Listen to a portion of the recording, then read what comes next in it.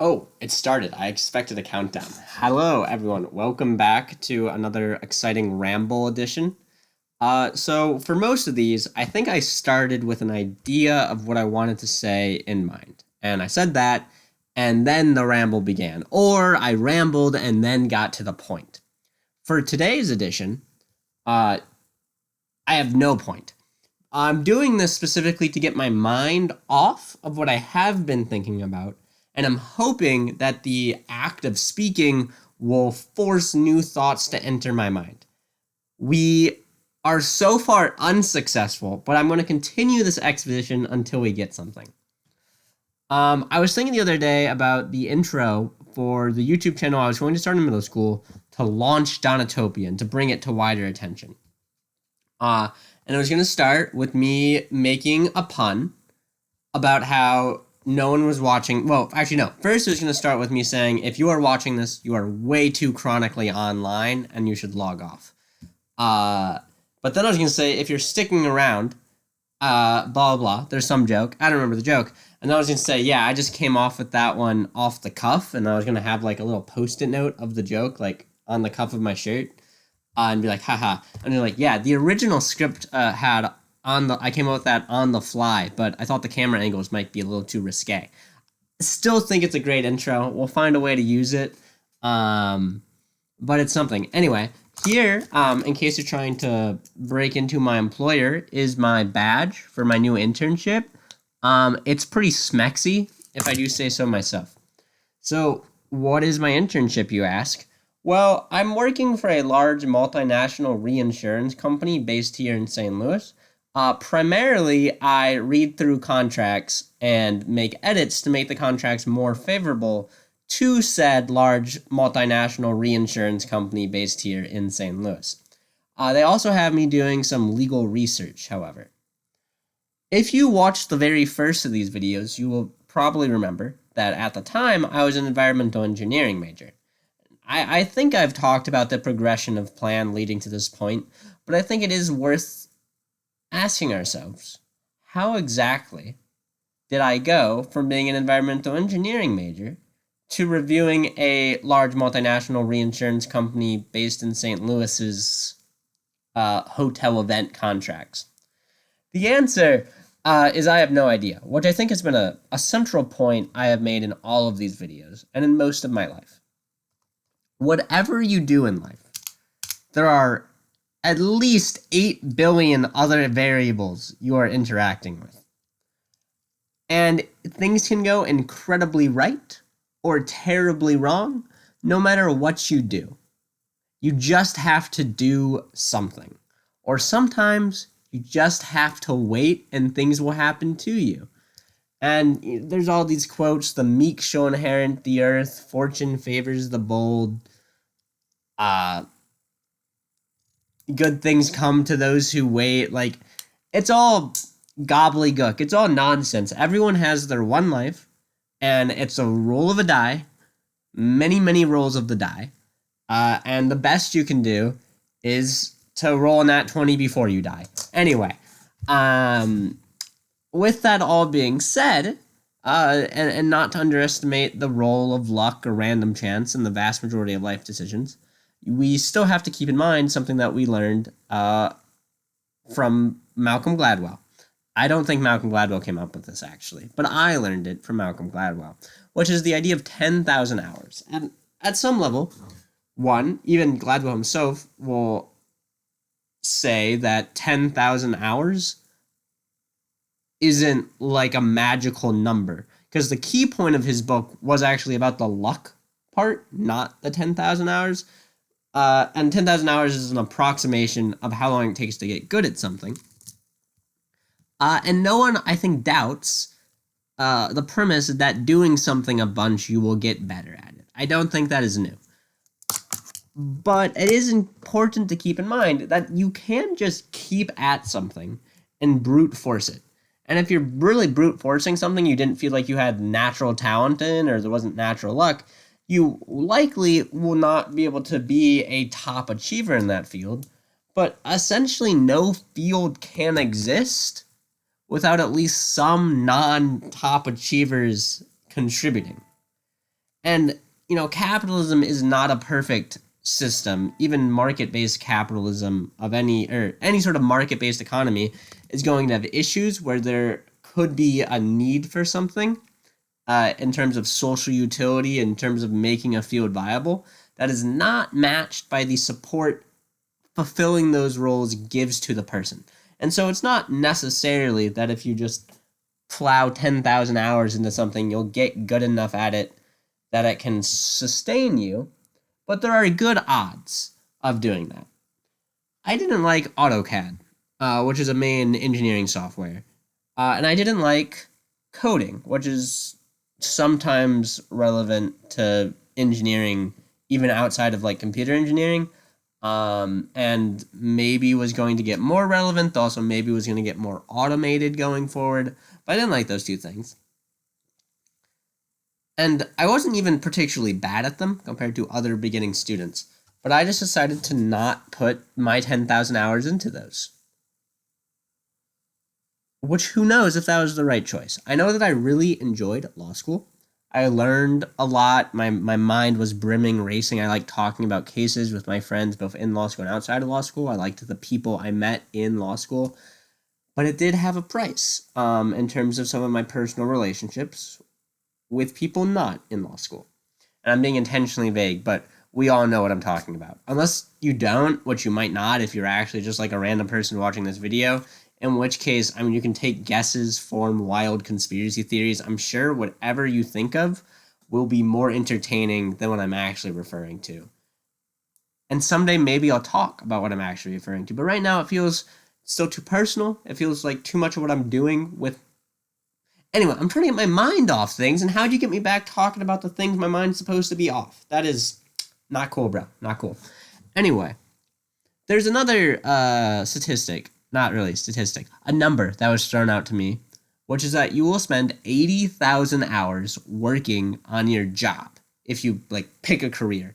And I think the math comes out that if you start working a job at age 25 and work till you're 65, that's 40 years times 2,000 a year, and 2,000 of course comes from 40 hours times 50. So you can obviously easily shoot past 80,000, but I think the idea is if you're working those sort of high stress, higher hour jobs that some people start out with, you would moderate back down or retire earlier. But obviously 80,000 is a rough estimate for anyone getting an advanced degree and starting their work at 85. That means you have enough time to master. Let's say the last 10,000 hours is like a decommissioning period. In theory, training successors if you're thinking long-term and smart about it. But that gives you the time to master 7 skills over the course of your career. Once again, using the rough estimate of 10,000 hours for whatever that's worth.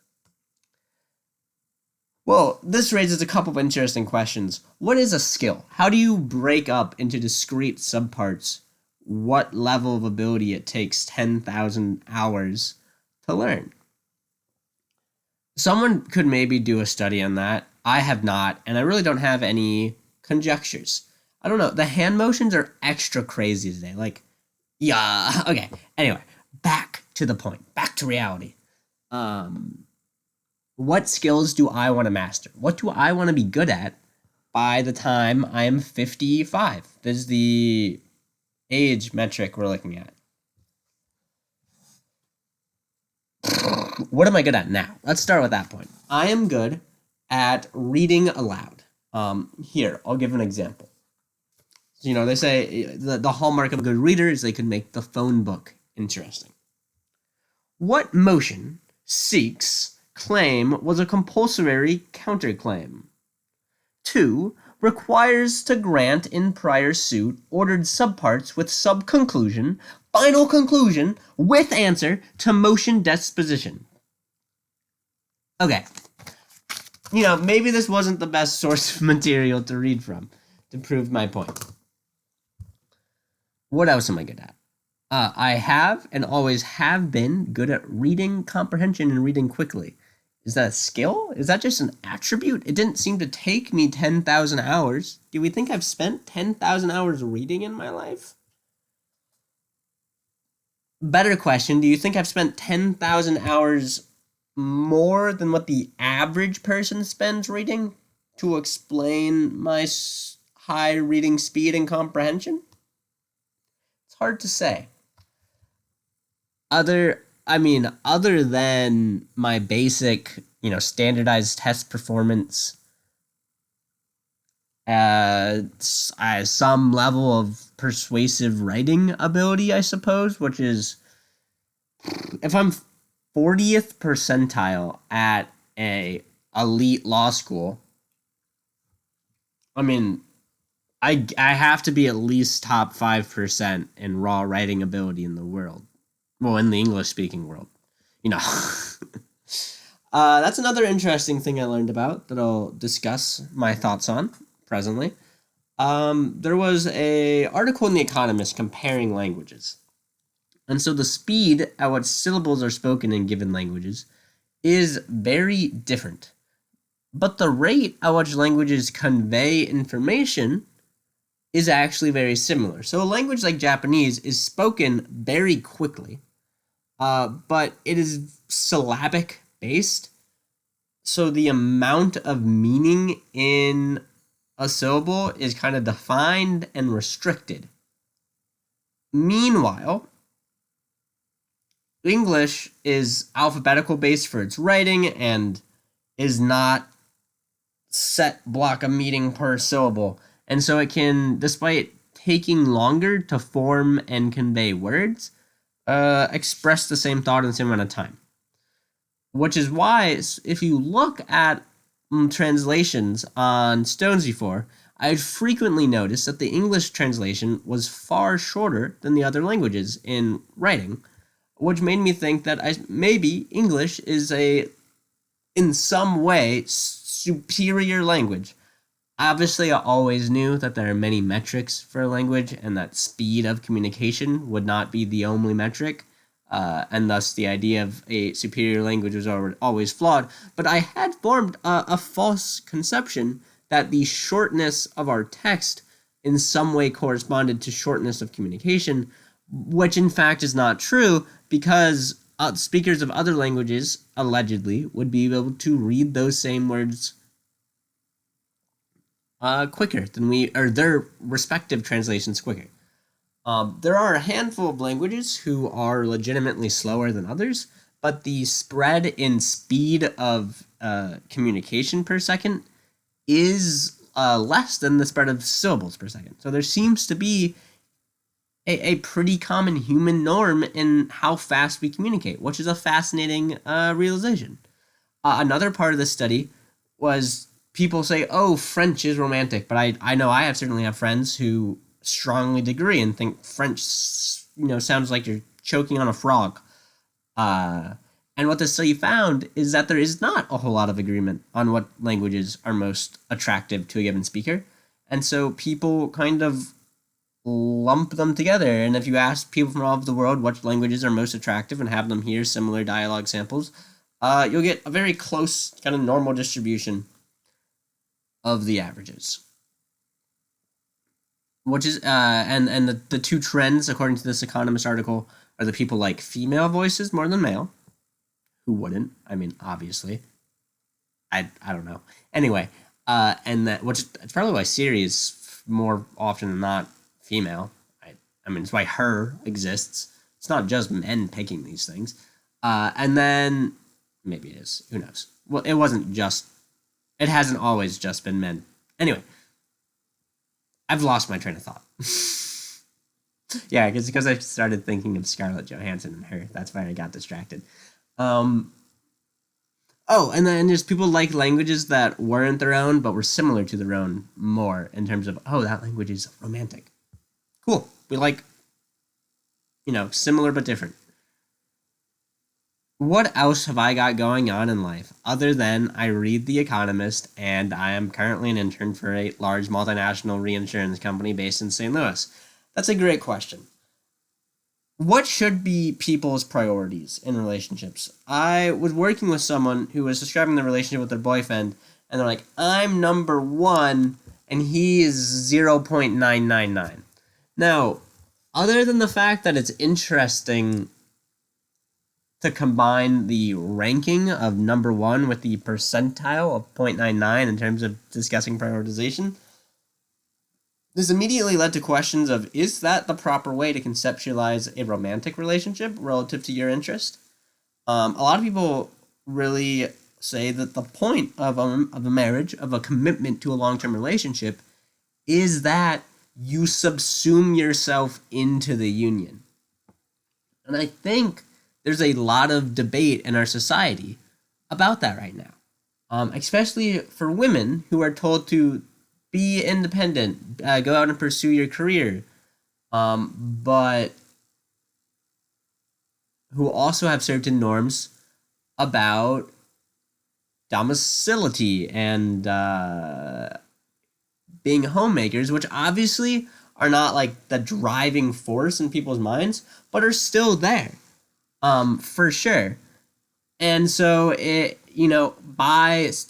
subsuming yourself to a relationship mean giving up your career goals? Does it mean becoming a housemaker? And I think because there are people, the fear that giving up something for your relationship is like setting back the cause, or means trapping yourself to be like a stay-at-home mom or something, even if you don't want to be, is there's a lot of hesitancy and uncertainty about what that means. And I think, though the exact stereotypes and forces being faced by non-heteronormative couples and by men in those heteronormative couples are different, I think that's an ongoing societal debate. And I think the first problem is there's a reason that this falls along a right-left axis in some ways. Blah, blah, blah. Okay, I do random stuff. I make noises sometimes. It's fine. It's just how I get the creative juices flowing again. But it's like it's kind of strangely capitalistic to say I'm giving up a personal relationship for a job. And people do it all the time. That's a classic reason why people break up. But I think there's a reason why we love the movies where the guy runs to the airport and says, "Don't go," or whatever the situation is. I think we have this innate sense that relationships should be more important than work, but we live in a world that tells people not to do that. That doing that is giving yourself up for someone else. And obviously the core of a relationship is built on trust.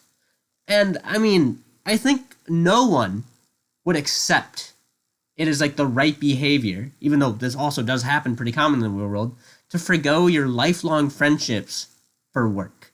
But for some reason, when it comes to this romantic union, there's the idea of, oh, we want different things for our work careers, so I guess it just wasn't meant to be. Which is just hard to reconcile with any of our other worldviews.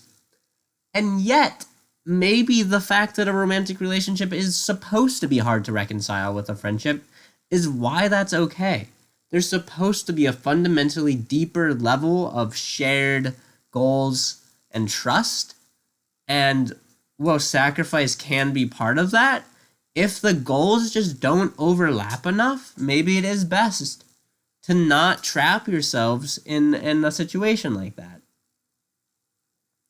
But I don't know. I really don't know. I mean,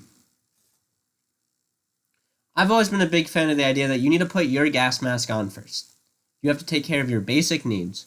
But what needs are basic? Like Maslow's hierarchy of needs is BS. Because you're never fully secure in all those things at any given time. And no matter how much food you have or how much money, love is hard. And no matter how much or how little money or even food you have, you still want love, right? It's a flawed system. And so how do you know when or if you're ready for a relationship? How do you know when or if someone's the one? And you don't. This all comes back to another classic fact. Anything you do can go terribly wrong or terribly amazingly right. And there is such a thing as terribly right. It can go to your head. And you just have to keep on living. It's the only thing you can do. Is keep on living and do the things you know are most likely to help those around you. It's the only way to stay grounded, and it's the prerequisite to experiencing whatever comes.